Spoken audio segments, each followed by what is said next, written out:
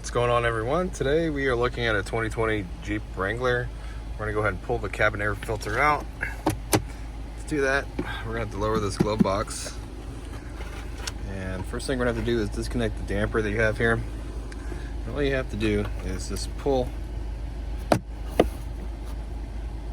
up on it towards you like that, okay? You're gonna pull it up and then you can disconnect it, okay? It's like a slotted hole. Okay, so now what you're gonna do is just grab the glove box and pull it towards you, and you can pull it off its hinges and it'll just come right down. If you look, there's just some plastic hinges there. It's made to go off and on. Okay, so it's not broken or anything.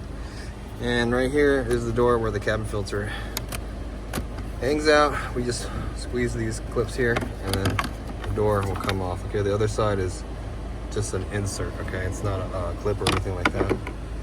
Now we're gonna take this filter and squeeze this guy out. Let's see what it'll be looking like. Ooh, this guy's pretty dirty. Pretty dirty. We need to order this one. If you need one, I'm gonna leave a link in the description box. But when you get your new one, just install it just like we took it out. Okay. Maybe a little finicky. It's real soft. There we go. And then we gotta put this left side in first, and then snap this back together.